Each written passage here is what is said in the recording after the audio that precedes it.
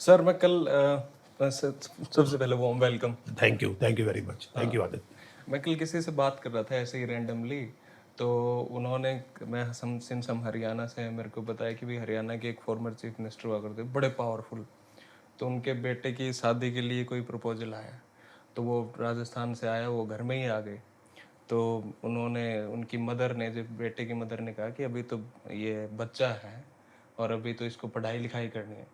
तो वहाँ राजस्थान से जो आए थे वो बोले कि हमारी छोरी कौन सी बांध रही है जो इसकी किताब पाड़ देगी।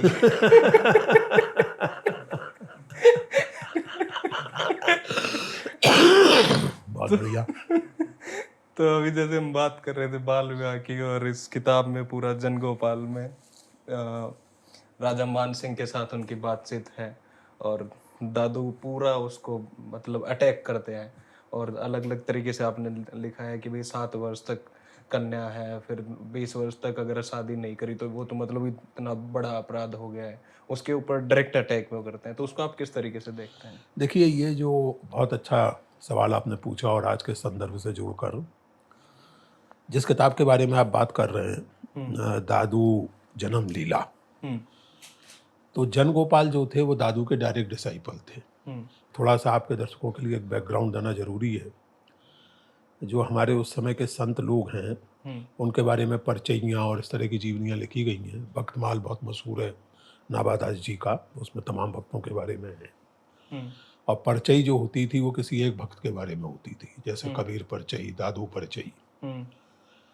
जनगोपाल की दादू जन्म लीला की खासियत यह है कि एक तो इसके जो लेखक थे यानी जनगोपाल, वो दादू से डायरेक्टली कनेक्टेड थे। दूसरे लेखक को उस तरह जो बायोग्राफी लिख रहे हैं उसके कैरेक्टर से डायरेक्टली कनेक्टेड नहीं थे। जैसे कबीर दास की परचई अनंत दास जी ने लिखी है, तो कबीर के निधन के कम से कम 70 साल बाद लिखी है। ठीक है। जनगोपाल दादू के चेले थे, डिसाइपल थे, और उनके साथ लंबे अरसे तक रहे थे। और उन्होंने 1720 में, 1620 में इसकी जन्म लीला की रचना की है। और चूंकि ये दादू के साथ रहे थे और दादू के साथ उन्होंने बहुत सारा समय बिताया था, तो उनके लिखने में एक अलग तरह की प्रामाणिकता आ जाती है। ठीक है ना। दूसरी बात, इस जन्म लीला की एक खासियत यह है कि इसमें चमत्कार वगैरह का मुहावरा तो है जो उस समय था, लेकिन इसमें एक काफ़ी रियलिस्टिक मुहावरा भी है। जैसे दादू के बेटे का जन्म कब हुआ, दादू का स्वयं का जन्म कब हुआ, दादू का निधन कब हुआ, दादू फतेहपुर सीकरी कब गए, ये सब उन्होंने संसम्मत नोट किया है, जो उस समय की किसी और रचना में नहीं मिलता। तो किंवदंतियाँ मिलती हैं ज़्यादातर, लेकिन यहाँ ऐतिहासिक तथ्य भी आपको मिलते हैं। दूसरी जो बहुत महत्वपूर्ण बात यह है जिस पर ध्यान नहीं दिया गया है, जनगोपाल खुद बहुत अच्छे कवि थे। और हमने जो किताब लिखी है, मैंने और डेविड लॉरेंजन ने, उसमें जनगोपाल की अपनी 20 कविताएं भी संकलित की हैं, और उनकी हिंदी व्याख्या इसमें है, और अंग्रेजी संस्करण में अंग्रेजी अनुवाद वो हमने दिया है। उन कविताओं को अगर आप देखें तो आपको मालूम पड़ेगा कि जनगोपाल एक काफ़ी पढ़े लिखे, साहित्य संगीत आदि की परंपरा के जानकार, और उस तरह एक प्रॉपर ट्रेंड पोएट जिन्हें आप कह सकते हैं, जिसका परिणाम ये हुआ है कि उनकी जन्म लीला में भी उस तरह की कल्पना, उस तरह की क्रिएटिविटी है। अब जिस प्रसंग की आप बात कर रहे हैं, दादू वहाँ निवास करते हैं और मान सिंह वहाँ इंचार्ज बन के आते हैं उस जगह को, अपने उनके एडमिनिस्ट्रेशन में वो आती है। अब जैसा कि होता है, इस तरह के संतों की प्रसिद्धि और ख्याति से कुछ लोग परेशान हो जाते हैं, जेलस हो जाते हैं। तो ये एक तरह का ट्रोप है, जो भी सत्ताधारी व्यक्ति है उसको जाकर के शिकायतें की जाती हैं। कबीरदास की भी शिकायतें की जाती हैं सिकंदर लोदी से कि ये हिंदू मुसलमान दोनों परंपराओं की आलोचना करते हैं, किसी की नहीं सुनते, इनको निकालिए काशी से, ये सब होता है। ठीक बात है, अनंत दास की परचई में बताया है। तो इसी तरह की शिकायतें दादू के बारे में मान सिंह से की जाती हैं। उसमें 2 बड़े खास पर्सनल एलिमेंट इंट्रोड्यूस किए जाते हैं। एक तो ये कि देखिए आप यहाँ आए और दादू आपसे मिलने तक नहीं आए, कर्टसी कॉल तक उन्होंने नहीं की।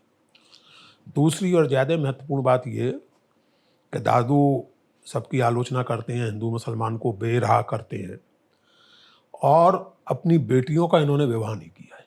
हाँ। और उसी प्रसंग में वो बात आती है कि भाई ये माना जाता है कि 7 साल तक कन्या होती है, उसके बाद ये होती है, वो होती है, और 16 बरस की उम्र तक अगर बेटी का ब्याह नहीं हो जाए तो न केवल पिता को बल्कि जो जगह का राजा है उसको भी भारी पाप लगता है। हाँ।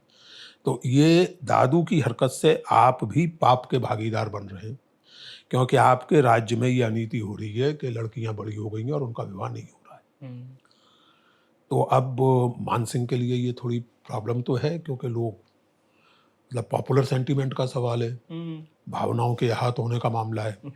तो मानसिंह सोचते हैं कि इसको किसी तरह हैंडल किया जाए, लेकिन दादू खुद भी बहुत लोकप्रिय है, तो थोड़ा नाजुक मामला हो जाता है। तो मानसिंह बजाय दादू को तलब करने के खुद दादू से मिलने जाते हैं, और उसके बाद जो संवाद आरंभ होता है वो बहुत इंटरेस्टिंग है। और दादू जन्म लीला में उसको उन्होंने विस्तार से लिखा है। एक मिनट।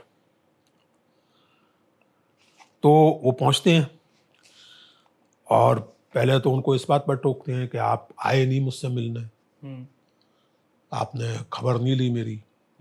तो दादू बड़ा कर्ट सा उत्तर देते हैं कि जितनी जरूरी थी उतनी खबर मैंने ले ली थी, यानी मैंने पूछ लिया था लोगों से कि राजा कैसे हैं, स्वस्थ हैं, प्रसन्न हैं, मुझे आने की जरूरत नहीं थी। खैर, तो फिर राजा धीरे धीरे बात शुरू करते हैं, लेकिन सीधे सवाल पूछने की उनकी हिम्मत नहीं होती। लेकिन दादू भांप जाते हैं कि राजा के आने का कारण क्या है। तब वो अपनी बात शुरू करते हैं। और ये ध्यान देने की बात है आदित्य, और ये इस किताब में लिखा है मैंने, अगर आप दादू की अपनी रचना पढ़ें तो उसमें एक बड़ी विनम्रता है। दादू के मुहावरे में कबीर जैसा अक्खड़पन नहीं है। दादू बहुत विनम्रता से बातें वही कहते हैं लगभग जो कबीर कहते हैं, लेकिन बहुत विनम्र लहजे में कहते हैं। वो एक आक्रामकता उनमें नहीं है जो कबीर में पाई जाती है। लेकिन यहाँ जब आप देखते हैं जनगोपाल के जो दादू हैं, अब ये हम नहीं जानते कि दादू ने स्वयं कहा या जनगोपाल ने कल्पना की कि दादू कह रहे हैं, लेकिन ये दादू जन्म लीला में मौजूद है। और वहाँ जो सवाल पूछा गया है कि आपने इन लड़कियों का विवाह नहीं किया और इससे पाप लगता है, तो उस पर जो जनगोपाल के दादू कहते हैं वो बड़ा दो टूक कहते हैं, और वो मैं पढ़ना चाहता हूँ जी। बामन बिनिया त्रिप बलि बिंडा 7 बरस की हुई जो रंडा, विस्को मन उठ भागे इनको दोष कौन को लागे, ते क्यों रहे लोक की लाजा परमे सूरसू नहीं काजा, गर्भ गलियां की हत्या हुई दोष दे सको लागे सोई, एक ब्रह्म को सदा विचारा सील सांच को है अधिकारा, धरी वैसा सरु भजन कराही इनको तुमको दोष सुनाही। आप कह रहे हैं कि बाल विवाह ना करने से पाप होता है। जब आप 7 साल की लड़की का ब्याह कर देते हैं और वो विधवा हो जाती है, इसका दोष किसको लगता है? आप, क्योंकि 7 साल की लड़की का ब्याह आप 9 साल के बच्चे से कर देंगे, 10 साल के बच्चे से कर देंगे, गृहस्थ जीवन चलाने की मानसिक और शारीरिक परिपक्वता उनमें है नहीं, तो उससे जो दुर्घटनाएं होती हैं, बाद में चल के व्यभिचार की जो स्थितियां बनती हैं, उसका पाप किसको लगेगा?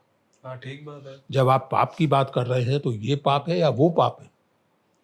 बाल विवाह के कारण जो स्थितियां पैदा होती हैं वो पाप की स्थितियां हैं, या मेरी बेटियों का ब्याह नहीं हुआ है ये पाप की स्थिति है? इसलिए पाप पुण्य की बातें आप छोड़िए, सज्जनता पूर्वक जीवन जीना, सचरित्र जीवन जीना और भगवान का भजन करना पुण्य का काम यही है, बाकी सब व्यर्थ की बात है। अब इसमें ध्यान देने की बात यह है आदित्य, जो मैंने इसमें अंडरलाइन किया है, कि 19वीं सदी में आकर के जब हमारे यहाँ समाज सुधार आंदोलन आरंभ होते हैं, तो चाहे वो पश्चिम में दयानंद सरस्वती हो, चाहे वो उधर बंगाल में ईश्वर चंद्र विद्यासागर आदि हो, तो उनमें जो समाज सुधार की बात है, मैंने इसमें लिखा भी है कि विद्यासागर जी ने जब अपनी पहली पुस्तक छोटी सी लिखी बाल विवाह के दोष, तो उसमें किसी स्मृति या शास्त्र का हवाला नहीं दिया। जैसे जनगोपाल बात कर रहे हैं या दादू बात कर रहे हैं, उसी तरह कॉमन सेंस को उन्होंने अपील किया, जीवन के अनुभव को अपील किया।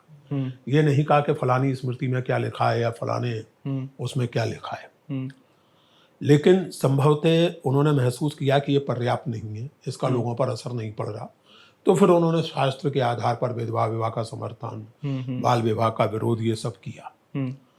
तो मैंने इस किताब में ये बात कही है कि ये बहुत ही रिमार्केबल है कि आप देख रहे हैं 17वीं सदी का एक पोएट, वो बाल विवाह की कुरीति का विरोध कर रहा है और बिना किसी शास्त्र के हवाले के कर रहा है। ना वो किसी हिंदू शास्त्र का हवाला दे रहा है, ना किसी मुस्लिम शास्त्र का हवाला दे रहा है, वो रियल लाइफ ऑब्जर्वेशन की बात कर रहा है और रैशनल बात और रैशनल रियल लाइफ ऑब्जर्वेशन। और रियल लाइफ ऑब्जर्वेशन को आप नकार तो सकते हैं चाहे तो, और हम नकारते ही रहते हैं, लेकिन उससे बात बनती नहीं है। आप कह रहे हैं कि बाल विवाह कर देना चाहिए, लेकिन बाल विवाह के नतीजे आप खुद देख रहे हैं।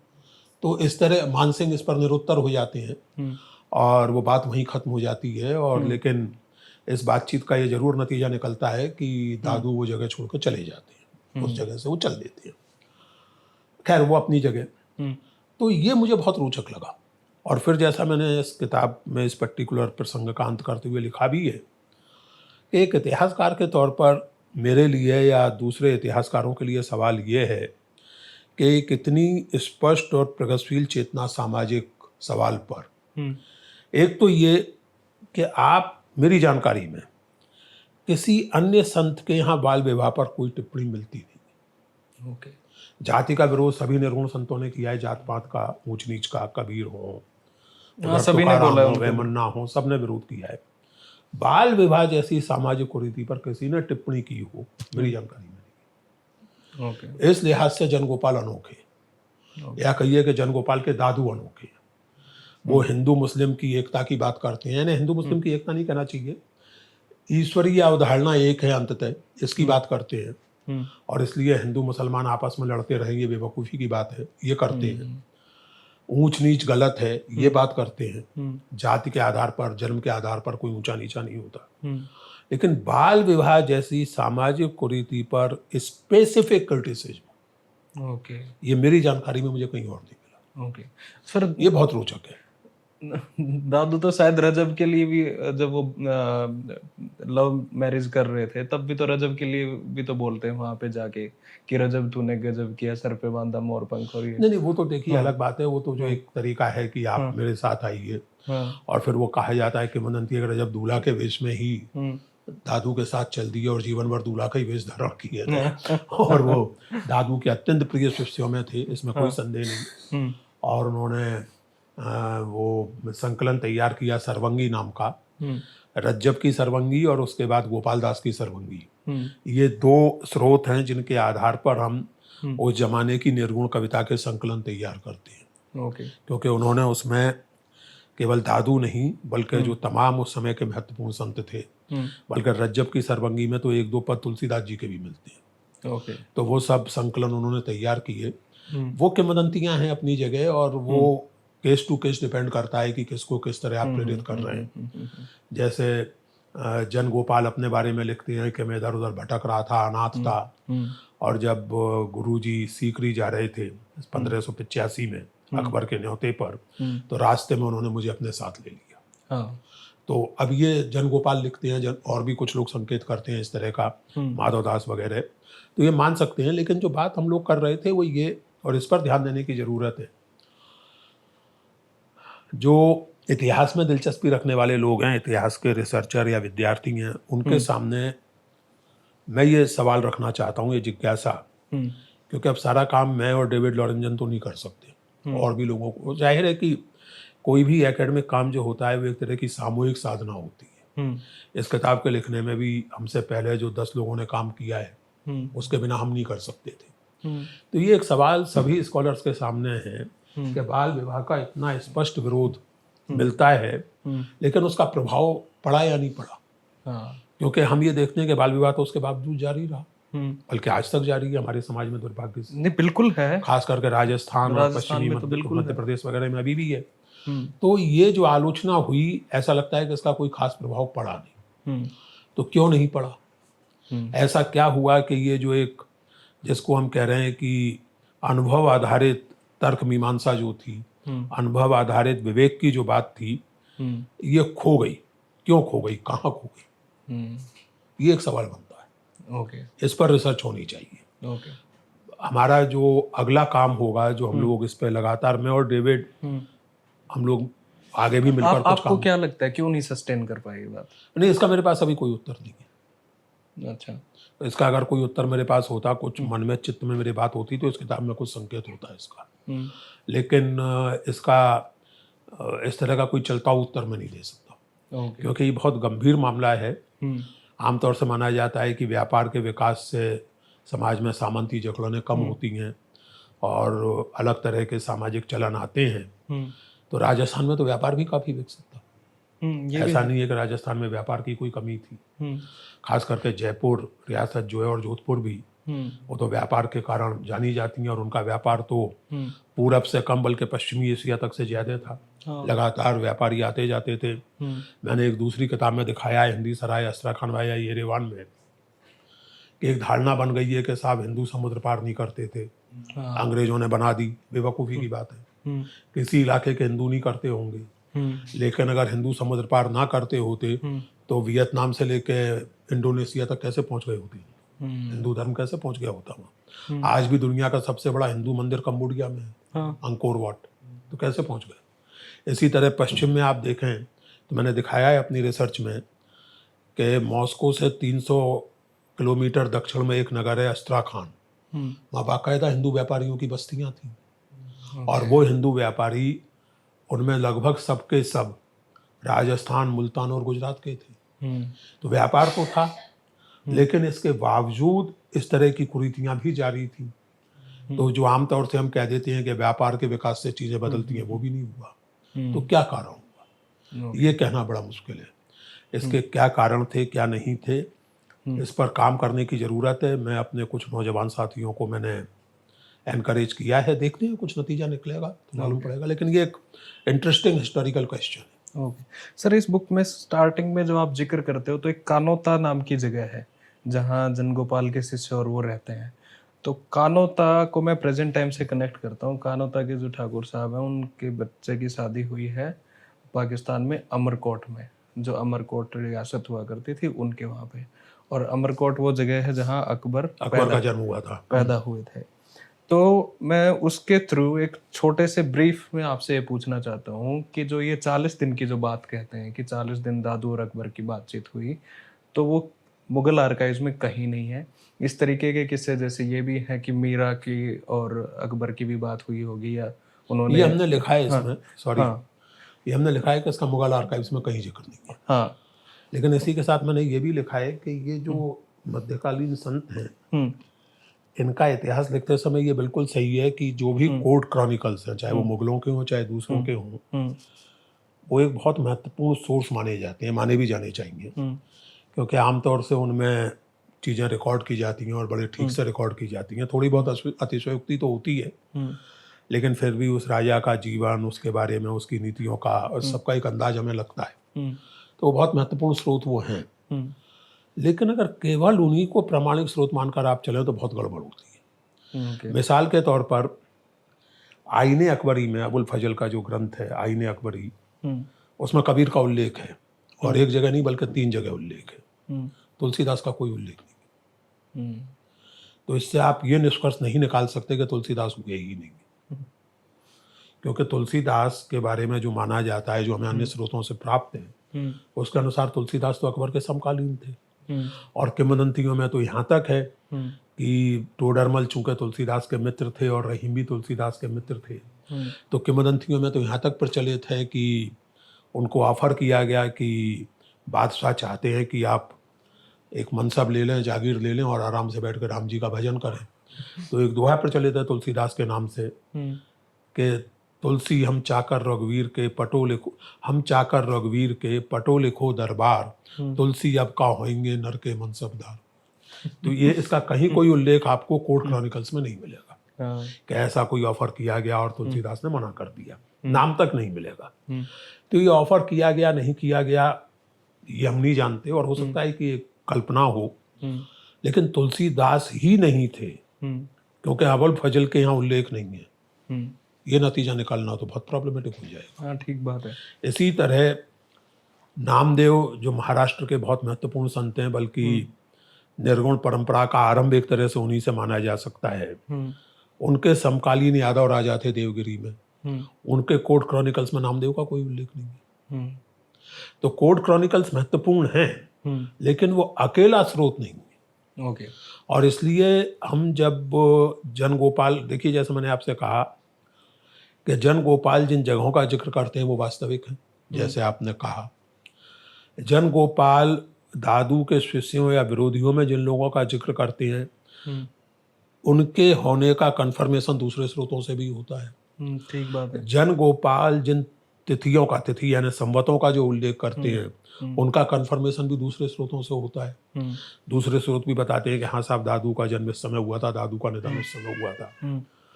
तो फिर एक इसी घटना को हम क्यों मान लें कि जन गोपाल ने गप्प मार दी। दूसरी बात ये कि अकबर की जो छवि रही है पॉपुलर इमेजिनेशन में, वो एक ऐसे व्यक्ति की रही है जो विभिन्न धार्मिक परंपराओं से संवाद करना पसंद करता है। बिल्कुल। जैसुइट पादरियों ने तो अकबर के साथ अपनी मुलाकातों का बहुत लंबा चौड़ा विवरण दिया है और बेचारे बाद में निराश हुए क्योंकि वो सोच रहे थे कि अकबर कन्वर्ट कर लेंगे, ईसाई हो जाएंगे। अकबर ने सुनी सबकी बातें, लेकिन कन्वर्ट होने की बजाय उन्होंने तो अपना मजहब चला दिया, दीन इलाही। तो ईसाई पादरी बहुत दुखी थे इस बात पर, उन्होंने इस बात को लिखा भी है।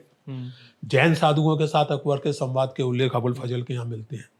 तो ये सब चीज़ें मिला जुला करके मैंने और डेविड ने इस बात को लिखा है कि कोर्ट क्रॉनिकल्स में इसका उल्लेख नहीं है, लेकिन फिर भी ऐसा नहीं लगता कि ये घटना नहीं हुई थी। तो बातचीत क्या हुई होगी सर? अब बातचीत तो देखिए उसमें बेसिकली बातचीत जो होती है, अब दादू जैसे पहुंचे हुए साधक और सिद्ध से कोई बादशाह जब पूछेगा तो क्या पूछेगा? जीवन क्या है, जीवन का अर्थ क्या है, पुनर्जन्म क्या है, जीवन के बाद क्या होता है, ईश्वर क्या है, क्या नहीं है। तो इस तरह के कुछ सवालों का संकेत जनगोपाल करते हैं, लेकिन कोई डिटेल्ड रिपोर्ट नहीं देते। ये कहते हैं कि 40 दिन सत्संग चला और 40 दिन सत्संग चलने के बाद और उसमें बीच में दादू को नीचा दिखाने की कोशिशें भी की गई, मौलानाओं ने भी की, पंडितों ने भी की, कुछ चमत्कार दिखाने की चुनौतियां भी दी गई इम्प्लिसिटली। तो दादू ने पहले तो ध्यान नहीं दिया, लेकिन फिर बाद में दादू ने भी चमत्कार दिखाई। जैसे बादशाह को बहुत ऊंची जगह बैठा दिया गया तो दादू एकदम उससे भी ऊंची जगह जाके हो गए। तो जो इस तरह की चीजें होती हैं चमत्कारों में वो सब जिक्र है। लेकिन बाद में जो है दादू के जो विरोधी थे वो भी मान गए कि दादू बहुत पहुंचे हुए फकीर हैं, बहुत बड़े संत हैं, और बादशाह अकबर तो मान ही गए। तो इस तरह, लेकिन देखिए उसमें जो आदित्य जो ज्यादा महत्वपूर्ण चीज है, जब अकबर दादू से मिलने की इच्छा प्रकट करते हैं तो मना करते हैं? नहीं, दादू एक तो मना करते हैं, लेकिन मैं दूसरी बात कह रहा हूँ। अच्छा। दादू से मिलने की इच्छा जब अकबर प्रकट करते हैं और अपने सेनापति राणा भगवंत दास से कहते हैं कि उनसे मुझे मिलना है, तो क्यों मिलना है? क्योंकि मैंने सुना है कि वो कबीर जैसे पहुंचे हुए साधक हैं, वो हमारे समय के कबीर हैं। अकबर दादू को कहते हैं he is Kabir of our times, मानो लियो कबीर निवासु, जैसे कबीर ने दादू के रूप में अवतार लिया है। ये बहुत महत्वपूर्ण है। इससे एक बात ये निकल के आती है कि कबीर की जो एक छवि थी, एक बहुत ही महत्वपूर्ण और केंद्रीय व्यक्तित्व की, एक तो वो रेखांकित होती है। दूसरे उस संवाद में जब बातचीत होती है तो दादू, ऐसा प्रतीत होता है, अन्य स्रोतों से भी प्रतीत होता है कि दादू पढ़े लिखे व्यक्ति भी थे। जनगोपाल ने जो रिपोर्ट किया है उसमें दो एक कथन दादू सीधे फारसी में बोलते हैं, और दादू ने, जनगोपाल ने उनको फारसी को ही नागरी लिपि में रिप्रोड्यूस किया है। उसमें दादू किसी अथॉरिटी को कोट नहीं करते, ना कुरान को कोट करते हैं, ना वेद को कोट करते हैं, ना पुराण को कोट करते हैं।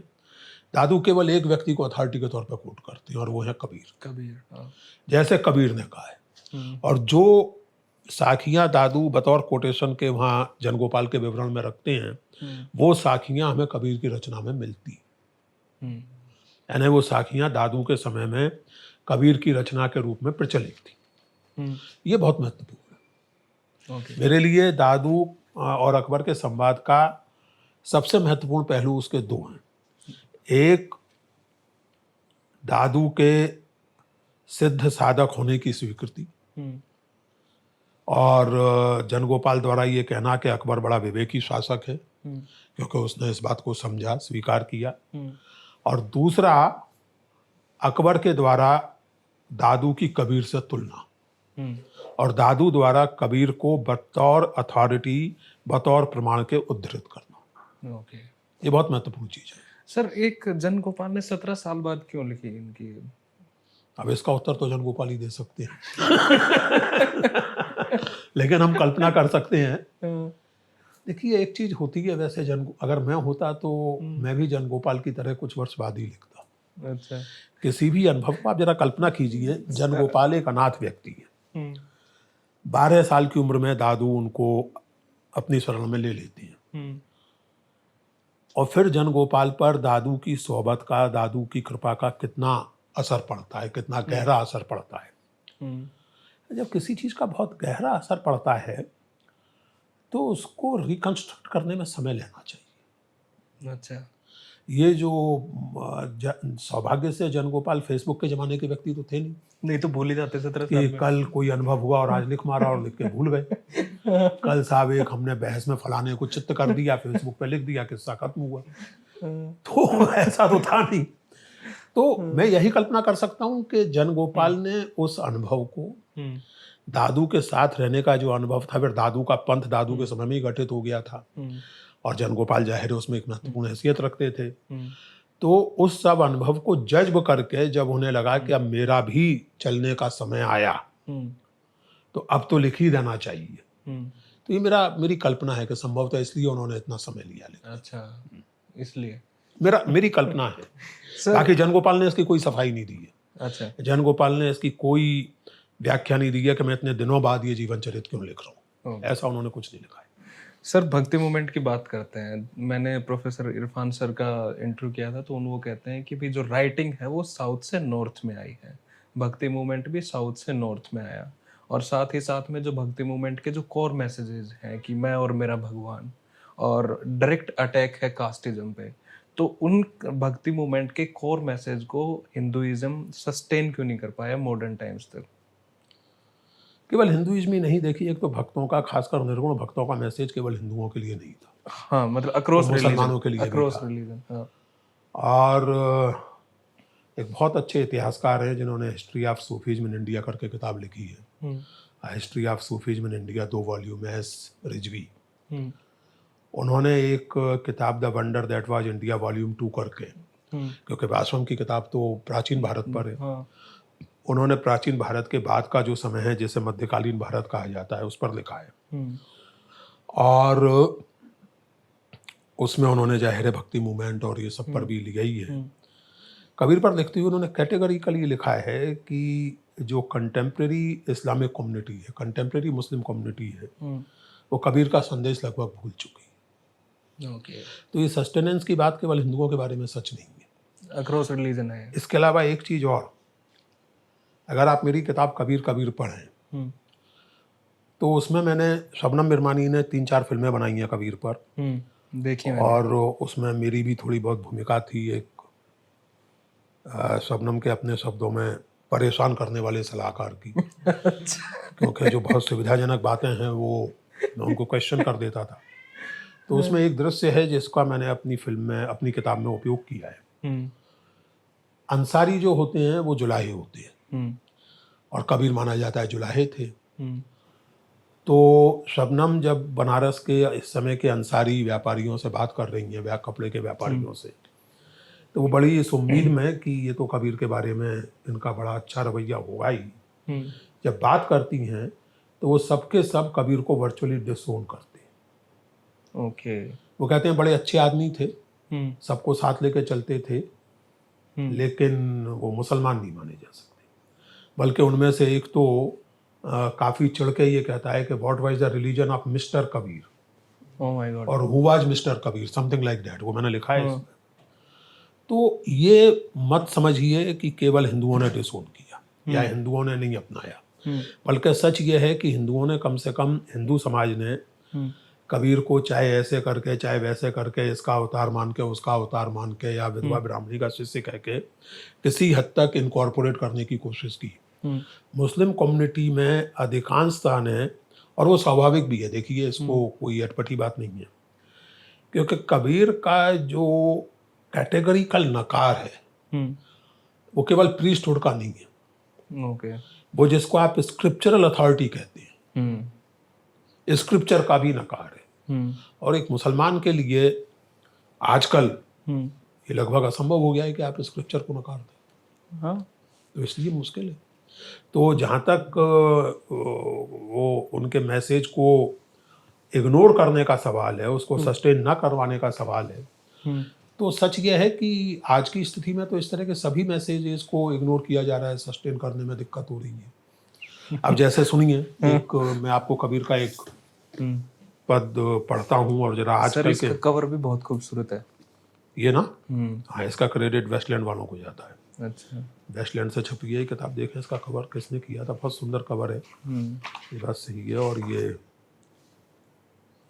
कवर का क्रेडिट दिया तो हुआ था शायद, एक मिनट ये आपने चूंकि जिक्र किया है कवर का, शायद स्टार्टिंग में होगा। हाँ, सौरभ गर्गे। ओके। ये आप कह रहे हैं सुंदर कवर है, तो ये क्रेडिट सौरभ गर्गे को जाता है इस सुंदर कवर का। और जाहिर है देवदत्त पटनायक, ये जो स्केच है देवदत्त पटनायक का है। हाँ। और इसमें सारी अंदर ये भी अच्छा है, ड्राइंग्स भी देवदत्त पटनायक की हैं। तो अब जैसे ये देखिए, आज जो स्थिति है,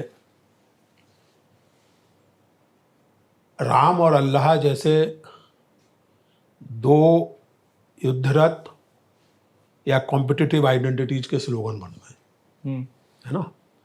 राम और अल्लाह एक दूसरे के विरोध में जैसे खड़े कर दिए, आमने सामने खड़े कर दिए गए। अभी कबीर को सुनिए आप, और यहाँ आप देखिए, पूरब दिशा हरिका वासा, पश्चिम अलह मुकामा।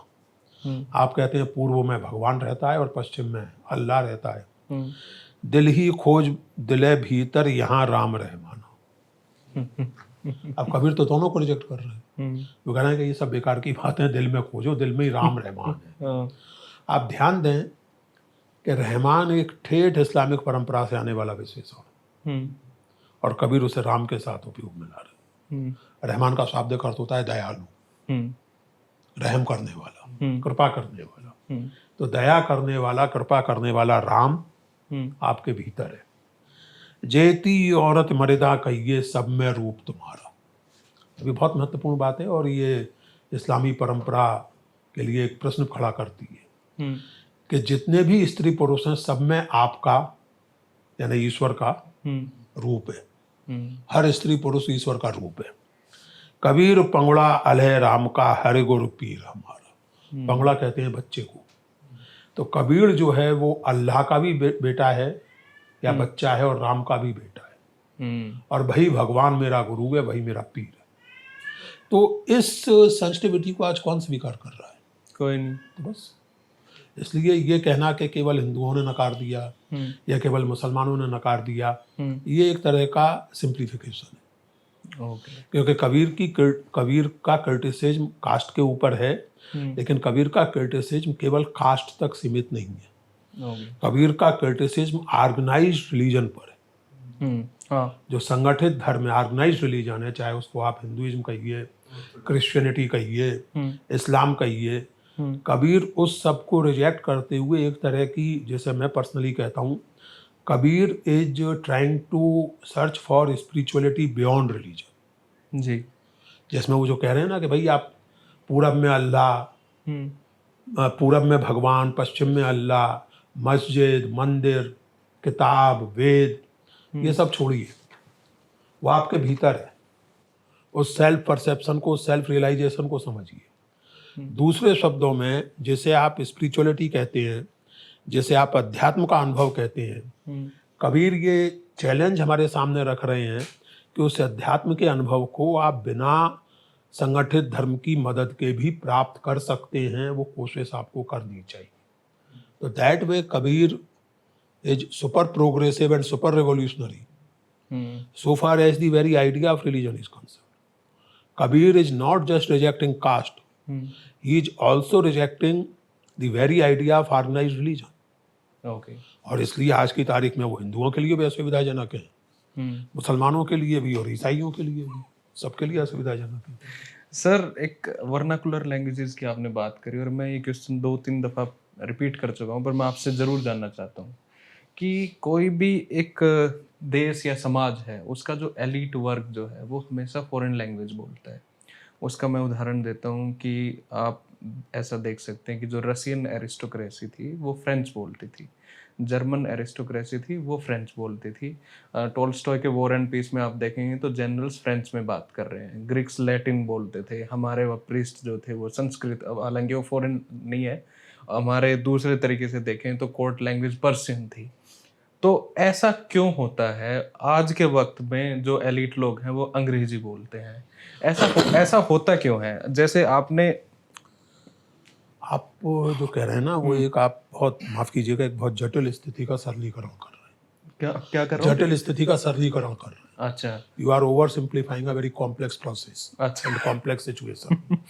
रूस वगैरह के उदाहरण में मत जाइए, उसके भी अपने अलग किस्से हैं। हुँ, आप जैसे अगर भारत की बात करें, हुँ, तो पहली बात तो ये कि भारत में हुँ, फारसी राजभाषा थी, ये सही है। हुँ, लेकिन देसी रियासतों में यानी जो मुगल साम्राज्य के बाहर की स्थितियां थी, जैसे मराठों की रियासत थी यानी रियासतें थी, हुँ, वहाँ हिंदी और मराठी भी राजभाषा रही हुँ, एक समय तक। हुँ, पहली बात।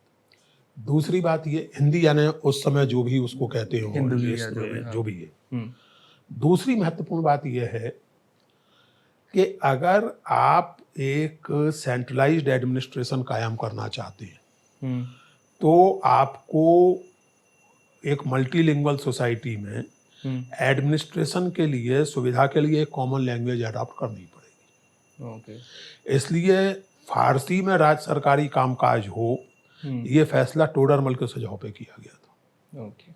उसके पहले तमाम सारी स्थानीय भाषाओं में कामकाज होते थे और जाहिर है कि उससे सेंट्रल गवर्नमेंट को दिक्कत होती थी। हुँ, तो सरकारी दस्तावेज फारसी में रखे जाएं, सरकारी कामकाज, कचहरी की कामकाज फारसी में हो, हुँ, ये फैसला उस समय किया गया और सेंट्रलाइज्ड एडमिनिस्ट्रेशन की सुविधा के लिए किया गया। हुँ, तो जाहिर है कि इसमें एलीट की सुविधा है, लेकिन आम जनता से, यहाँ आपकी बात सही है हुँ, कि आम डिस्कनेक्शन है। जनता से एक डिस्कनेक्ट कायम हो जाता है, दूरी हो जाती है। लेकिन अगर आप इसको देखें तो ये, जैसा मैंने आपसे कहा, कि एक एडमिनिस्ट्रेटिव मजबूरी है हुँ, और उस समय की राज सत्ताओं से आप उम्मीद कर भी नहीं सकते कि वो इस बात की बहुत परवाह करें हुँ, कि जनता के साथ एडमिनिस्ट्रेशन का सीधा संवाद है या नहीं। हुँ, दूसरी बात, संस्कृत की अगर आप बात करें और अगर इस्लाम के साथ उसकी तुलना करें, हुँ, तो संस्कृत के बरक्स इस्लाम की रिचुअलिस्टिक या होली लैंग्वेज पर्शियन नहीं है, अरेबिक है। हुँ, और इसलिए अरेबिक का अपना एक महत्व था, बिल्कुल। लेकिन एडमिनिस्ट्रेशन में नहीं था। हुँ, रिलीजियस डिस्कोर्स में, रिलीजियस संदर्भों में अरेबिक का महत्व था। हुँ, इसी तरह संस्कृत का जो महत्व था, उसके दो पहलू थे। हुँ, एक तो धार्मिक और रिचुअलिस्टिक, हुँ, और दूसरा वही हुँ, कि जो शिष्ट लोग हैं, जो एलीट हैं, जो समाज के परिष्कृत लोग हैं, हुँ, उनके आपस में डिस्कशन की जुबान संस्कृत होगी हुँ, और एकेडमिक डिस्कोर्स की जुबान संस्कृत होगी।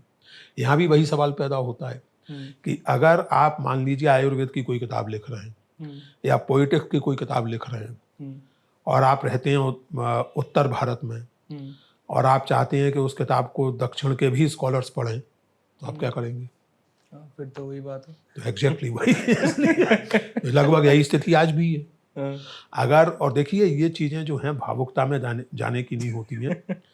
इसके पीछे एक ज़माने में राज सत्ता और आज के ज़माने में अर्थ सत्ता। हुँ, आज अगर अंग्रेजी दुनिया भर में एकेडमिक डिस्कोर्स की जुबान है, हुँ, तो उसका कारण ये है कि अंग्रेजी अंतर्राष्ट्रीय व्यापार की जुबान है। हुँ, अगर आपको, और हर देश, हर राज्य अंततः व्यापार हुँ, और उसमें उसकी हिस्सेदारी, इसी पर निर्भर करता है, ये सच्चाई हुँ, है। स्टेट जो है वो हर देश के अपने आर्थिक हितों के लिए प्रयत्न करती है। हुँ, तो अगर आप उसमें अपनी हिस्सेदारी बढ़ाए रखना चाहते हैं, हुँ, तो अपनी अपनी भाषाओं पर गर्व अपनी जगह, लेकिन अंग्रेजी का कोई विकल्प बचा नहीं। ओके। एक ज़माने में चीन, फ्रांस, रूस, हुँ, जर्मनी, इन सब देशों में बड़ा इस बात पर गर्व था और अंग्रेजी लोग अवॉइड करते थे। हुँ, ये मैं निजी अनुभव से कह रहा हूँ, अच्छा, क्योंकि रूस को छोड़ के बाकी तीनों देशों में मैं कई बार जा चुका हूँ, ओके। चीन, जर्मनी और फ्रांस।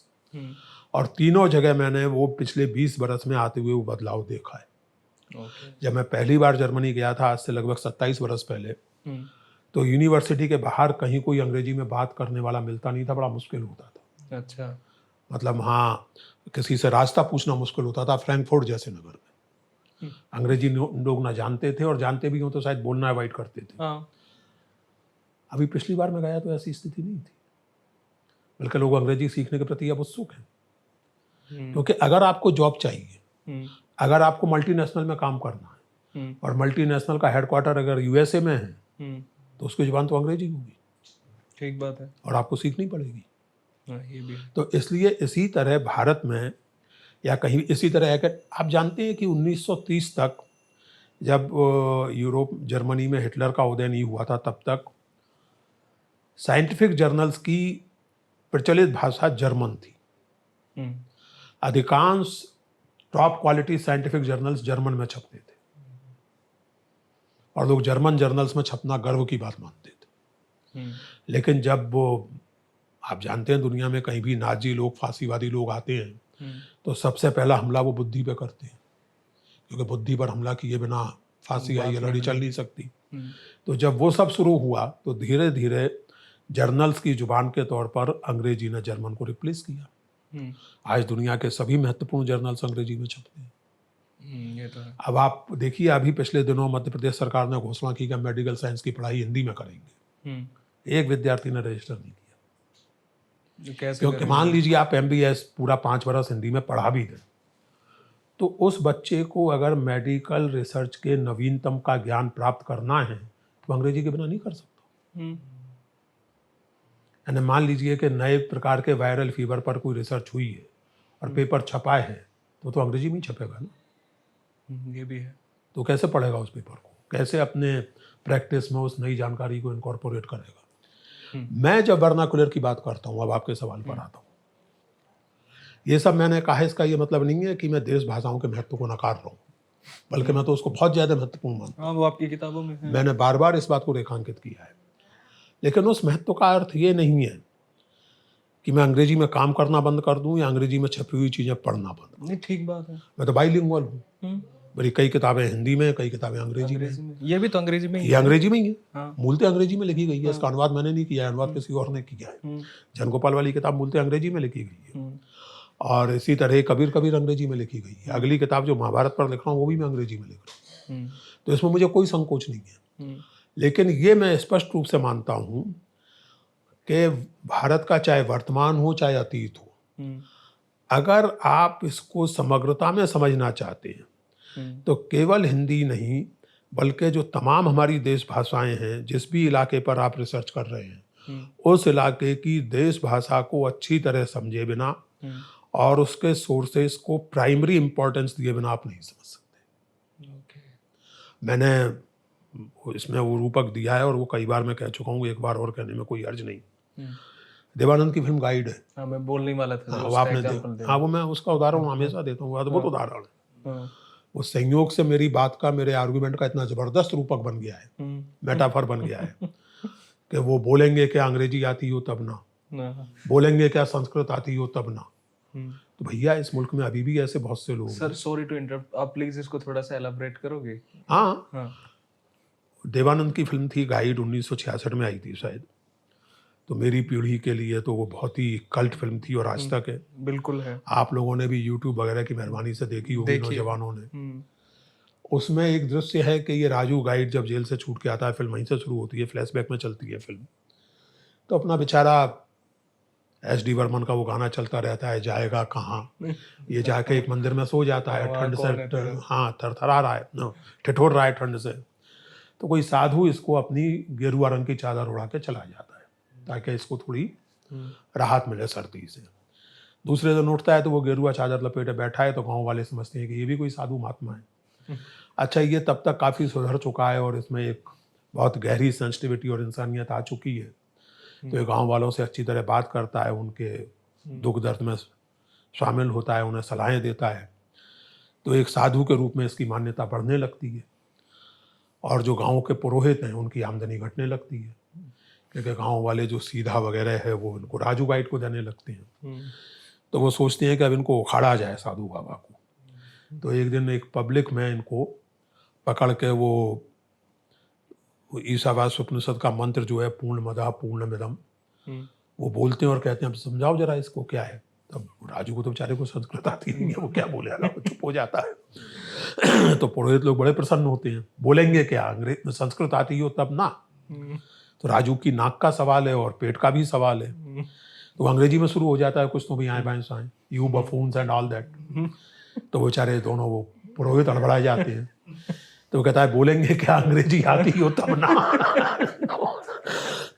तो मैंने इस का जिक्र किया अपनी दोनों किताबों में, हिंदी अंग्रेजी में, और कहा कि इस मुल्क में या किसी भी मुल्क में ऐसे बहुत से लोग हैं, और केवल कोट अनकोट आम जनता नहीं, बहुत उच्च कोटि के बुद्धिजीवी भी ऐसे हैं और रहे हैं जो ना संस्कृत बोलते हैं ना अंग्रेजी बोलते हैं, और हिंदुस्तान में अगर उसको पूरी तरह लागू करें तो जो ना फारसी बोलते हैं, लेकिन बहुत अक्ल की बात बोलते हैं। उन्हें सुने बिना आप भारतीय समाज के डायनेमिक्स को समझ ही नहीं सकते। कबीर संस्कृत में नहीं लिख रहे, तुलसीदास संस्कृत के भारी पंडित हैं लेकिन संस्कृत में नहीं लिख रहे, विष्णुदास संस्कृत के पंडित हैं लेकिन संस्कृत में नहीं लिख रहे, रहीम फारसी और संस्कृत दोनों के विद्वान हैं लेकिन अपना बहुत कुछ वो अवधि में लिख रहे हैं। तो उस सब को ग्रहण किए बिना, उस सब को इनकॉर्पोरेट किए बिना आप इस देश के इंटेलेक्चुअल डायनेमिक्स को नहीं समझ सकते। इसलिए मैं कहता हूं कि जो वर्नाक्युलर है, देश भाषाएं जो हैं, उनके महत्व को समझने की जरूरत है, और उनको समझे बिना आप कोई सार्थक इतिहास लेखन इस देश का कर नहीं सकते। ओके सर, किसी भी हुकूमत के लिए हिस्ट्री राइटिंग इम्पोर्टेंट क्यों होता है, और वो भी अगर मॉडर्न टाइम्स में देखें तो इतना इम्पोर्टेंट क्यों होता है? अपने आप को जस्टिफाई करने के लिए। हर हुकूमत अपने आप को इतिहास का स्वाभाविक विकास बताना चाहती है। हर हुकूमत ये बिल्कुल है कॉन्ट्राडिक्शन। हर हुकूमत ये चाहती है कि हम अपने आप को इतिहास का नेचुरल डेवलपमेंट बताएं।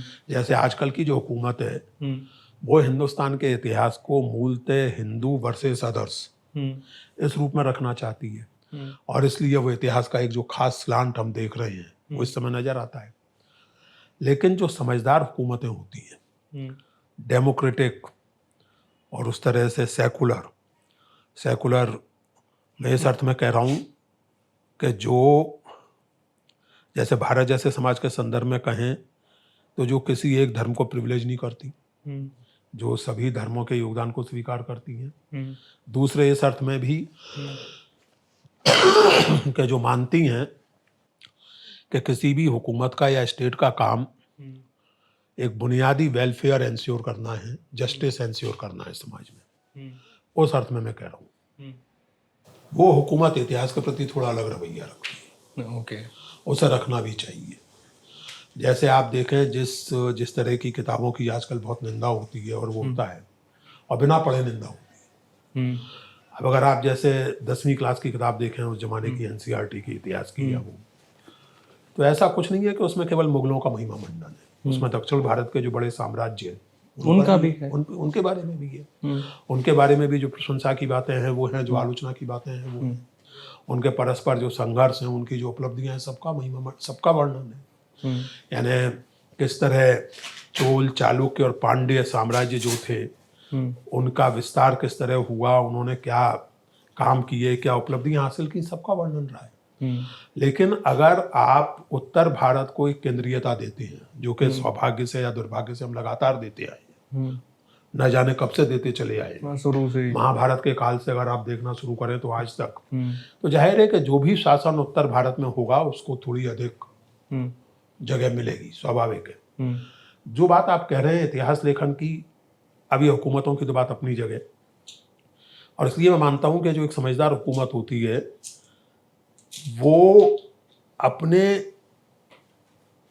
खुद के पॉलिटिकल डोमिनेंस को जस्टिफाई करने की कोशिश नहीं करती, लेकिन जो देश के सांस्कृतिक विकास की एक स्वाभाविक दिशा है उसको अंडरलाइन करना चाहिए उसे। जैसे भारत के संदर्भ में आप लें तो क्या हम इस तथ्य को नकार सकते हैं कि इस देश में, भारत में जो जन्मी धार्मिक परंपराएं हैं जिन्हें हम इंडिक कह सकते हैं, उनका योगदान तो है ही, और बहुत महत्वपूर्ण योगदान है, चाहे हिंदू, चाहे बौद्ध, चाहे जैन। क्या हम इस देश के विकास में इस्लामिक और ईसाई धार्मिक और सांस्कृतिक परंपराओं के योगदान को नकार सकते हैं? बिल्कुल नहीं नकार सकते। बिल्कुल ऑब्जेक्टिवली आप बात करें, आप नकार सकते हैं क्या? इसलिए नहीं नकार सकते और नहीं नकारना चाहिए क्योंकि हम एक जीवंत सभ्यता और संस्कृति रहे हैं, और हमने सबसे सीखा है, सबको अपनाया है, कुछ अच्छा भी सीखा है, कुछ बुरा भी सीखा है। ये समाज में एक लगातार प्रक्रिया चलती रहती है, ये अपनी एक स्वाभाविक प्रक्रिया है बहस मुबाहिसे की, वो चलती रहनी चाहिए। इतिहास लेखन की जहाँ तक बात है तो दो चीज़ें हैं। एक तो अतीत के अतीतपन का सम्मान करना चाहिए। ओके। आप चाहें तो भी कबीरदास और आपके बीच में जो 5 या 6 सदी का फासला है, या किसी भी शासक के, अशोक और आपके बीच में जो लगभग 2500 साल का फासला है, उसे आप मिटा नहीं सकते। वो फासला है। इसलिए आप अशोक की इस बात के लिए आलोचना करने लगे कि उन्होंने पार्लियामेंट्री डेमोक्रेसी क्यों नहीं स्थापित कर दी, और जब धम्म का उपदेश दे रहे थे तो लोकतंत्र का उपदेश भी साथ साथ दे देते। ये मूर्खतापूर्ण बात है, सिवाय बेवकूफ़ी की और कुछ नहीं है, सीधी सी बात। बल्कि उन्होंने इस तरह के कई संघों का विनाश भी किया अशोक, जो लोकतांत्रिक आज किसी तरह कहे जा सकते हैं पाकिस्तान के। तो एक तो ऐतिहासिक विकास क्रम की उपेक्षा नहीं करनी चाहिए, और ये दुनिया भर पे लागू होता है। एरिस्टोटल, उनके पहले प्लेटो डेमोक्रेसी की बात करते हैं, लेकिन उनकी डेमोक्रेसी में ना औरतें शामिल हैं ना दास शामिल हैं। सबके उनके पूरे विचार को नकार दें, उसमें केवल मेल सिटीजन है, स्त्री नहीं है। लेकिन क्या इसके आधार पर आप अरिस्टोटल के सारे चिंतन को नकार देंगे, डिसमिस कर देंगे? इसी तरह हर ऐतिहासिक व्यक्ति और परिघटना के बारे में सोचना चाहिए। तो एक तो अंतर, दूसरे आप आज के पैमानों को उस समय खामखा में आरोपित मत कीजिए। आज तो हम उस स्थिति में पहुंच चुके हैं कि एनिमल राइट्स की बात होने लगी। आज तो हम उस स्थिति में पहुंचने लगे हैं कि नॉन वेज फूड पर सीरियस ऑब्जेक्शंस किए जाने लगे। लेकिन अगर आप इसी पैमाने को लागू करके 200 साल पहले के किसी व्यक्ति को इसलिए खारिज करने लगे कि वो वेजिटेरियन फूड नहीं खाता था, नॉन वेज फूड खाता था, या आज भी कोई नॉन वेज फूड खाता है, या वो घोड़ों को लड़ाने का और हाथियों को लड़ाने का शौक पालता था, और उसमें लोग मरते थे, जानवर भी मरते थे, इंसान भी मरते थे, तो ये अजीब स्थिति हो जाएगी। हम ये क्यों नहीं स्वीकार पाते कि इतिहास के क्रम में हम बहुत कुछ अच्छा सीखते हैं, बहुत कुछ बुरा भी सीखते हैं। हम ये क्यों नहीं स्वीकार पाते कि हम कई मायनों में अपने पूर्वजों से आगे बढ़े। मैं एक बात हमेशा कहता हूँ, अगर आप जो भी आपकी एकेडमिक क्वेरीज हैं, उन्हें अगर आप अपने रोज़मर्रा के अनुभव से जोड़ के देखें, तो आपकी बहुत सारी एकेडमिक क्वेरीज के हल आपको मिल जाएंगे। हाँ। बेसिक मिसाल के तौर पर, मेरी उम्र 70 साल है, मैं स्कॉलर हूँ, विद्वान हूँ, पढ़ा लिखा हूँ, लेकिन मोबाइल फ़ोन और इंटरनेट के मामले में जरा भी कुछ गड़बड़ हो जाए तो मेरे हाथ पाँव फूल जाते हैं। मुझे समझ ही नहीं आता क्या हो गया। कल मैं एयरपोर्ट टैक्सी बुक करने की कोशिश कर रहा था ऊबर पर, और वो मेरा ऊबर ऐप कुछ तो भी तमाशे करने लगा। वो ठीक से वो रेस्पॉन्ड ही नहीं कर रहा था, वो बार बार कह के क्रेडिट कार्ड। अच्छा, मैं तो पेमेंट करता हूँ कैश में, क्रेडिट कार्ड का मुझे समझ ही नहीं आ रहा था मैं क्या करूँ, पता नहीं क्या हुआ। मुझे अपनी बेटी को फ़ोन करना पड़ा एयरपोर्ट से, बेटा तुम मेरे लिए टैक्सी बुक करो। उसने बुक की, तब मैं आया। इससे एक बात साबित होती है कि जो टेक्नोलॉजी मेरे लिए थोड़ी अभी भी कठिन है और जिसके साथ मैं बहुत सहज नहीं हूँ, कंफर्टेबल नहीं, वो मेरी बेटी के लिए चुटकी बजाने का खेल है। वो हंस रही थी कि क्या पापा, और उसका हंसना जायज़ था। कारण उसका ये है कि ये टेक्नोलॉजी तब आई जबकि मैं उस स्थिति में पहुंच चुका था, या मेरी पीढ़ी के लोग, जिसके बारे में कहा जाता है कि बूढ़ा तोता अब क्या राम राम कहेगा। सीखने की उम्र लगभग गुजर चुकी थी, हम पक चुके थे। ये जो पीढ़ी है, आप लोगों की जो पीढ़ी है, वो इस टेक्नोलॉजी के साथ बड़ी हुई है। आप लोगों के लिए बाएं हाथ का खेल है। मैं अभी भी नहीं समझ पाता, अभी भी मुझे थोड़ा और लगता है अवचेतन में, जब बिटिया कहती है कि पापा टिकट हो गए फलानी फिल्म के। भाई हमारी तो आदत और हमारी तो चेतना में है कि जाकर टिकट खरीदेंगे। यहाँ बैठे बैठे कैसे टिकट हो गए, बस चलो फिल्म देखने। तो ये जो विकास हुआ है टेक्नोलॉजी का और तमाम चीज़ों का, तो जो चीज़ें आपके लिए सहज हैं वो हमारे उन पूर्वजों के लिए अकल्पनीय थी। और मैं फिर से कहूं कि केवल उस जमाने की, क्या सन 2025 चल रहा है, 90 या 92 में आप लोग रिसर्च कीजिएगा, मिल जाएगा। दूरदर्शन पर एक टेली सीरियल आता था, साइंस फिक्शन कहलाता था, वो इंद्रधनुष नाम का। उसमें एक बड़ी चौंकाने वाली चीज़ ये थी कि उसमें एक ऐसी डिवाइस थी जिसमें आप बात करते हुए सामने वाले की सूरत देख सकते थे। हम लोग वो देख के बहुत एक्साइटेड थे कि क्या यार, मतलब सामने वाले, आज हर आदमी जेब में लिए घूम रहा है। आप इसमें वो कीजिए और अमेरिका में बैठे किसी व्यक्ति से बात कर लीजिए फेस टू फेस, ऑस्ट्रेलिया में। आज ये बच्चों का, अगर आज मैं किसी बच्चे से कहूँ कि साइंस फिक्शन है तो हंसने लगेगा, काहे का साइंस फिक्शन है, this is there in everybody's mobile phone, right. तो इसी तरह आप देखें तो आज से 300 साल पहले, 400 साल पहले कबीरदास बनारस में थे, हम लोग दिल्ली में बैठे हैं। आज की तारीख में बनारस और दिल्ली के बीच दूरी एग्जैक्टली 70 मिनट है हवाई जहाज से।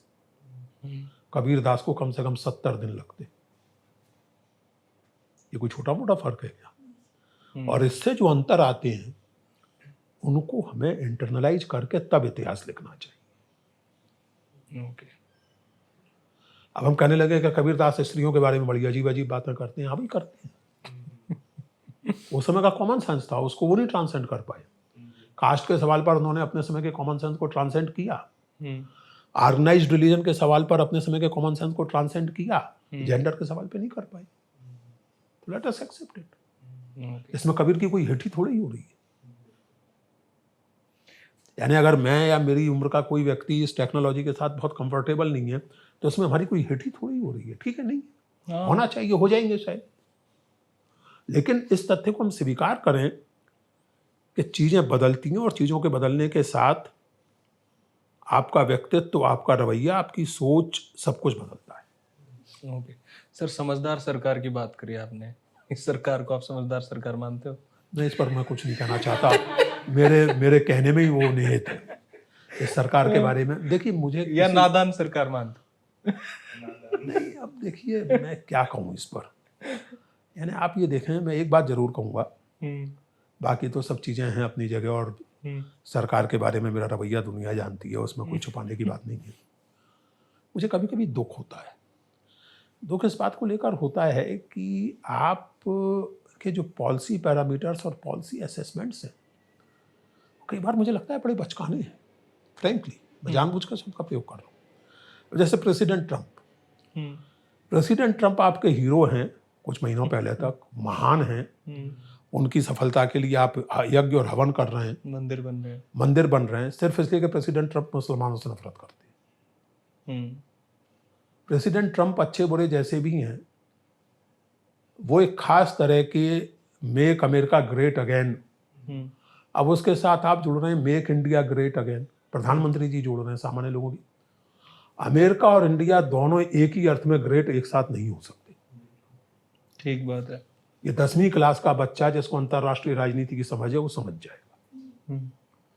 क्योंकि अंततः भारत जैसा पोटेंशियली एक बहुत बड़ा सामर्थ्यवान देश, उसकी ग्रेटनेस और अमेरिका की ग्रेटनेस साथ साथ नहीं चलेंगी। कहीं ना कहीं इंटरविरोध आएगा। तो आप ठीक है, अमेरिका से हमें बहुत अच्छे संबंध रखने चाहिए डिप्लोमेटिकली, लेकिन डिप्लोमेसी को जब आप पॉपुलिज्म का माध्यम बना देते हैं, वो खतरनाक हो जाता है। जब आप वेलकम ट्रम्प और हाउडी मोदी ये सब करने लगते हैं, तो आप एक बहुत स्लिपरी जगह पे चले जाते हैं। और उसी जगह पर आज आप पहुंचे। आप घोषणा कर रहे हैं कि छोटी आंखों वाले गणेश जी नहीं चलेंगे। अब आप कह रहे हैं कि चीन और भारत मिलकर मल्टीपोलर वर्ल्ड बनाएंगे। आज ही हेडलाइन है अखबारों, आज के अखबार की हेडलाइन है। आप कह रहे हैं कि तुर्की को हम कौन सी वो एयर कंपनी है उससे निकाल देंगे। आज आप फिर कह रहे हैं कि कल या परसों के अखबार में हेडलाइन थी, Indian government see U turn on Turkish this thing. आपकी विदेश नीति अगर इस तरह से इमैच्योर ढंग से चलेगी तो ये चिंता की बात है। ये किसी एक सरकार के समर्थन और विरोध की बात नहीं है। ये भारत जैसे महान और संभावनाशील देश के भविष्य का सवाल है। मैं यही कामना करता हूं कि वर्तमान सरकार और इसके जो नीति नियंताएं हैं वो थोड़ी परिपक्वता से विदेश नीति का संचालन करें, भावुकता से नहीं। आपको नहीं लग रहा अब उनको समझ ही नहीं आ रहा कि हो क्या गया? नहीं, अब जो इस समय जो नीति अपनाई गई है अगर उस पर चलते रहें तो बहुत अच्छा है, क्योंकि उसमें ये बात आपको रियलाइज करनी होगी कि ट्रंप का इरादा फिर से एक ऐसी स्थिति में अमेरिका को ले जाना है जो 50s में अमेरिका की महत्वाकांक्षा थी, जो उस समय सोवियत संघ के मौजूद होने के कारण पूरी नहीं हो पाई। The policeman of the world, वो तो सोवियत संघ था उस समय, इसलिए पूरी नहीं हो पाई। अब इन लोगों को लग रहा है कि चूंकि सोवियत संघ समाप्त हो चुका है, उस तरह से कोई आइडियोलॉजिकल चैलेंज भी कैपिटलिज्म के सामने नहीं है। चाइना जो है वो कम्युनिस्ट पार्टी द्वारा शासित जरूर है, लेकिन वहाँ की अर्थव्यवस्था पूरी तरह कैपिटलिस्ट है, तो कोई उस तरह का चैलेंज नहीं है। लेकिन वो चैलेंज उभर रहा है और उभरना चाहिए। ये जो मल्टीपोलर वर्ल्ड की बात हो रही है, बीच में आपका ब्रिक्स के प्रति क्या नजरिया था? आप ब्रिक्स की उपेक्षा कर रहे थे या नहीं? तो ऐसी स्थिति में भारतीय विदेश नीति को इस मामले में स्पष्ट रहना होगा कि ट्रंप इस्लाम से नफरत करें या इस्लाम से मोहब्बत करें, आपकी विदेश नीति इससे निर्धारित नहीं हो सकती। और इजराइल पे और इजराइल पर या किसी पर, यानी इजराइल के सवाल पर कोई वजह रही होगी ना। जवाहरलाल नेहरू को तो छोड़िए, अटल बिहारी वाजपेयी इतने आग्रह पूर्वक कह चुके थे कि इजराइल पर हमारी नीति है, और वीडियो है उसके। नहीं, जाहिर है। तो क्या क्या वजह रही होगी? क्या वजह रही होगी? क्योंकि इजराइल की रचना भी लगभग उसी तरह हुई है जैसे आपके देश का विभाजन हुआ। अत्याचार यहूदियों पर यूरोप में हो रहे हैं, सजा जो है वो अरबों को भुगतनी पड़ रही है। भाई अगर आपको यहूदियों के लिए अलग देश बनाना है तो जर्मनी में बनाते ना जहाँ अत्याचार हुए, इटली में बनाते जहाँ अत्याचार हुए, आपने वहां बना दिया। अच्छा, बना दिया तो फिर ऐसा देश जिसकी सीमाएं कभी भी वो बढ़ा लेता है अपने ढंग से। अभी वो बेधड़क कह रहे हैं कि हम वेस्ट बैंक को एनेक्स कर लेंगे। तो ये सब चीजें, आप इन चीजों के प्रति अगर समर्थन का रवैया अपनाते हैं तो ये देश की विदेश नीति के लिए घातक है, और देश के अपने अर्थतंत्र और लोकतंत्र के लिए भी ये स्वस्थ चीज नहीं। और सरकार की एक हास्यास्पद स्थिति बनती है। आज आप देखिए ट्विटर पर, सोशल मीडिया पर लोग जिस तरह मजाक उड़ा रहे हैं कि आज आप चीन और रूस के गुण गा रहे हैं, कल तक आप चीन का बहिष्कार करने की बात कर रहे थे, चीनी माल का बहिष्कार करेंगे, तुर्की का बहिष्कार करेंगे, इंडियन टूरिस्ट तुर्की नहीं जाएंगे। ऐसे विदेश नीतियाँ चलती हैं क्या? इसलिए मैंने कहा कि लगभग बचकाना ही ये सब। There has to be a kind of maturity, एक ठहराव होना चाहिए नीति निर्धारण, खास करके सरकार के स्तर पर, उच्च स्तर पर लोग कुछ भी कहते रहे, लेकिन आप इस तरह की बातें नहीं कर सकते कि साहब ट्रंप को आप बुलाएं और अहमदाबाद में उनको सिविक रिसेप्शन जैसा दें, आप हाउडी मोदी में शामिल हों और ट्रंप सरकार ये सब बातें करें। ये ठीक नहीं है ये, और इसी का नतीजा आप देख रहे हैं। ट्रंप के तो अपने फंडे क्लियर है, उसके सर जितने फंडे क्लियर है उस जितने किसी के नहीं है, और वो मुंह के बल गिरेंगे। ये देखिए, मैं अंतर्राष्ट्रीय राजनीति का जानकार होने का दावा नहीं करता, लेकिन थोड़ी बहुत समझ मुझे है। और अमेरिका में भी जो समझदार लोग हैं, इवन रिपब्लिकन पार्टी के भीतर भी जो समझदार लोग हैं, वो ट्रंप की हरकतों को लेकर चिंतित हैं। बिल्कुल है, क्योंकि ट्रंप जिस तरह काम कर रहे हैं वो अंततः अमेरिका के लिए घातक सिद्ध होगा। हो रहा है। हाँ, तो बस वो अमेरिका के लिए घातक सिद्ध होगा। लेकिन ठीक है, वो अपना जाने। हम लोगों को अपनी विदेश नीति, अपनी अर्थनीति अपने हितों से और अपने हिसाब से तय करनी चाहिए। हमें ट्रंप से क्या लेना देना? ठीक बात है। हमें ट्रंप से उतना ही लेना देना है जितना दुनिया के किसी भी देश से हो सकता है। तो हमारा इस समय हित इसमें है कि अमेरिकन हेगेमनी के खिलाफ एक मल्टीपोलर वर्ल्ड बने, और अगर ऐसा कोई मल्टीपोलर वर्ल्ड बनेगा तो जाहिर है कि उसमें ब्राजील की, चाइना की, आपकी यानी भारत की और रूस की निर्णायक भूमिका होगी। तो इन देशों के साथ आपके तालमेल अधिक होने चाहिए। सर ये बात तो चलो ठीक है, मैं एक और थोड़ा सा रिजिड सा क्वेश्चन है। एक होते हैं पॉपुलर हिस्टोरियन, एक होते हैं एकेडमिक हिस्टोरियन, और आजकल के वक्त में पॉपुलर हिस्टोरियन बहुत ज़्यादा उभर के आ रहे हैं और उनका नाम भी बहुत ज़्यादा है। एकेडमिक हिस्टोरियन वो हैं जो थोड़ा सा बोरिंग लिखते हैं, उनको लोग पढ़ते नहीं हैं, तो उसी को देख के पॉपुलर हिस्टोरियन उसको पॉपुलराइज करके लोगों के सामने पहुंच जाते हैं और लोगों की नज़र में आज के वक्त में वही हिस्टोरियन है।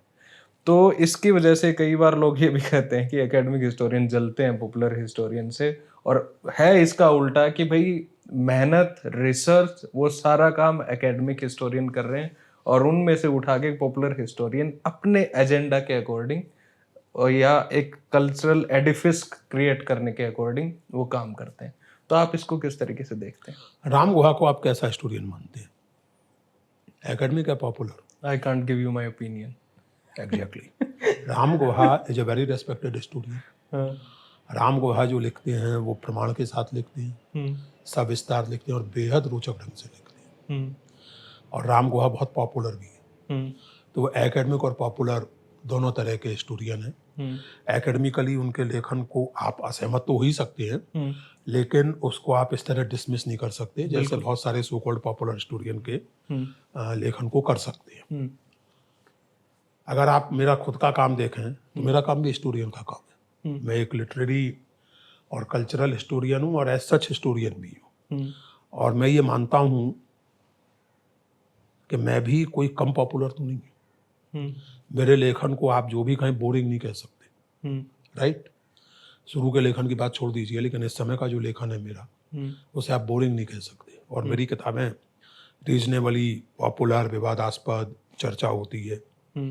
आखिरकार आप मुझसे पिछले घंटे सवा घंटे से बात कर रहे हैं तो मेरे चेहरे से प्रभावित होकर तो नहीं कर रहे हैं, मेरे काम की वजह से ही कर रहे हैं, सीधी सी बात है। सवाल ये है कि आप, ये तो सही है कि आज की तारीख में चूंकि हिस्ट्री में लोगों की दिलचस्पी है, तो ये अच्छा है कि गंभीर इतिहासकारों को भी थोड़ा रोचक ढंग से लिखना चाहिए। गंभीर इतिहासकारों की समस्या ये होती है कि वो एक तरह से केवल इतिहासकारों के लिए लिखते हैं, केवल अपने पीयर ग्रुप के लिए लिखते हैं। ये सभी एकेडमिक्स में समस्या होती है। डॉक्टर साहब हमारे इंटरनेशनल स्टडीज के विशेषज्ञ हैं, तो ये जो लिखते हैं या इनके साथी जो लिखते हैं वो आपस में ही पढ़ते हैं उसको, बिल्कुल, और उसमें कोई हर्ज भी नहीं है। इस तरह की जो सीरियस राइटिंग है उससे उस पर्टिकुलर स्फीयर ऑफ नॉलेज का विकास होता है। लेकिन इस समय हिस्ट्री की जो स्थिति है, हिस्ट्री और फिलॉसफी दोनों की, क्योंकि दोनों डिसिप्लिन्स में बहुत कंफ्यूजन फैला हुआ है। और हिस्ट्री में तो खास करके हमारे देश में या दुनिया भर में हिस्ट्री में इस समय भारी कंफ्यूजन इसलिए फैला हुआ है कि हर आदमी एक तरह से अपनी पहचान की तलाश में है, और उस पहचान को केंद्र में रखते हुए हिस्ट्री के, बतौर हिंदू के, बतौर मुसलमान के, बतौर इसके, बतौर उसके, बतौर दलित के, बतौर स्त्री के, तो इसकी वजह से क्या हुआ है कि हिस्ट्री एज ए डिसिप्लिन, इसमें बहुत सारी लोगों की दिलचस्पी पैदा हुई है, इसलिए वो पॉपुलर डिसिप्लिन बन गया है। इतिहास के नाम पे आप कुछ भी लिख दीजिए तो वो बिकने लगता है। मैं ये मानता हूँ, और मैंने अपने एकेडमिक हिस्टोरियन मित्रों से कई बार ये कहा है कि आप थोड़ा सा पॉपुलर लिखने की कोशिश कीजिए, यानी बहुत ज़्यादा रेफरेंसेस ना हो, और अगर हों भी तो लिखने की शैली ऐसी हो कि रोचक हो। ऐसा ना हो कि कई बार क्या होता है कि आप केवल एक संकेत कर देते हैं और जो उस विषय का जानकार है वो समझ जाता है, लेकिन हो सकता है कि आपको ना समझ में आए, आप उस विषय के जानकार नहीं हैं। लेकिन पॉपुलर हिस्ट्री के नाम पर जो हो रहा है वो ज़्यादा घातक इसलिए है कि जैसे आप पॉपुलर हिस्टोरियन कह रहे हैं, उन्हें मैं कहूँगा कि वो अधूरे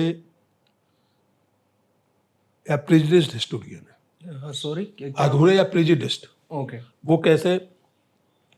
वो हिस्टोरियन की तरह नहीं बल्कि एक वकील की तरह व्यवहार करते हैं। वकील क्या करता है? वकील को अपना केस जीतना है, तो वो उस एविडेंस को हाईलाइट करता है जो उसके केस के पक्ष में हो, उस एविडेंस को गायब कर देता है या डिस्क्रेडिट करता है जो उसके खिलाफ जाती है। ये हिस्टोरियन का काम नहीं है। मैं अगर जनगोपाल पर लिख रहा हूँ, मैं जनगोपाल की हिस्ट्री लिख रहा हूँ, तो मैं ये नहीं करूँगा कि इस बात को गोल कर जाऊँ कि दादू और अकबर की मुलाकात का जिक्र किसी क्रॉनिकल में नहीं। आप कहें इसके पहले मैंने और डेविड ने लिख दिया है, इसका जिक्र नहीं है, लेकिन फिर भी हम इसे महत्वपूर्ण मानते हैं क्योंकि इसका कारण ये है।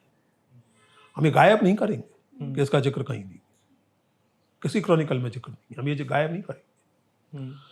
बाल विवाह की आलोचना यहाँ मिलती है और कहीं नहीं मिलती, ये हमने नोट किया है। हमने इसको भी गायब नहीं किया। हमने ऐसे नहीं किया है कि जैसे जनगोपाल और दादू बाल विवाह की हमेशा आलोचना ही करते रहते थे या दादू ने बाल विवाह के खिलाफ कोई कैंपेन शुरू कर दिया था। ये मैं मानता हूँ कि एक एकेडमिक हिस्टोरियन की निष्ठा है, पॉपुलर हिस्टोरियन को भी इसका पालन करना चाहिए। ये नहीं कि आपके मतलब की जो चीज़ें हैं उनको आप हाईलाइट करें और आपके मतलब की जो चीज़ें फिट नहीं बैठती उनको आप गायब करें। ये कोई तरीका नहीं है इतिहास लिखने का। तो ये सिर्फ प्रोपेगेंडा नहीं हो गया? ऑफ कोर्स इट्स प्रोपेगेंडा, वही तो मैंने कहा। मैंने थोड़ा ज़्यादा सम्मानजनक शब्द का इस्तेमाल किया। ये वकालत है, एक तरह की एडवोकेसी है, which is a good thing, but evidence को गायब करके एडवोकेसी अच्छी नहीं होती।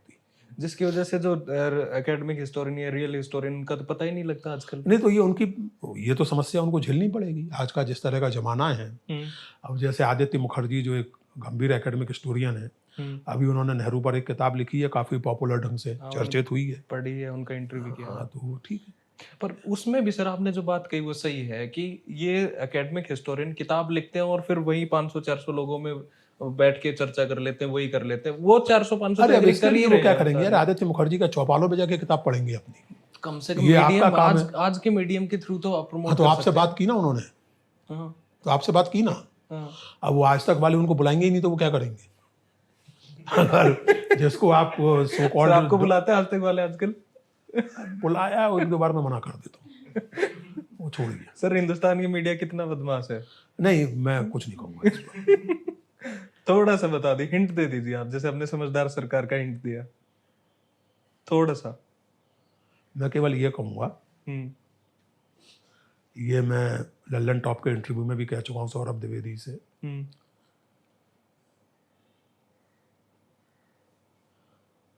कि सरकार तो कोई भी हो, वो अपने ढंग से थोड़ा, चाहे सोफिस्टिकेटेड ढंग से, चाहे सरकार की तरह क्रूड ढंग से अपना प्रचार करती है, अपने आप को जस्टिफाई करती है।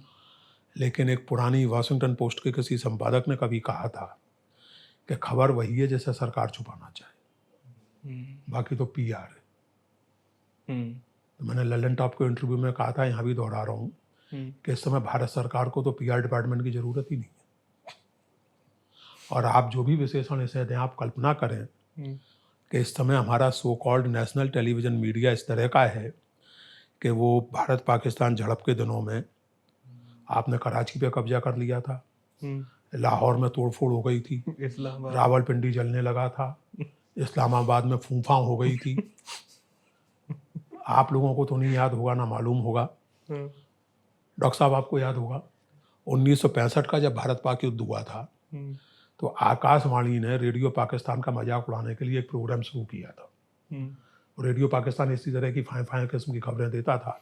तो आकाशवाणी पे एक प्रोग्राम शुरू हुआ था, चिरंजीत उसके लेखक थे, बाद में उन्हें पद्मश्री भी मिला इसके लिए। उसका नाम था रेडियो झूठिस्तान।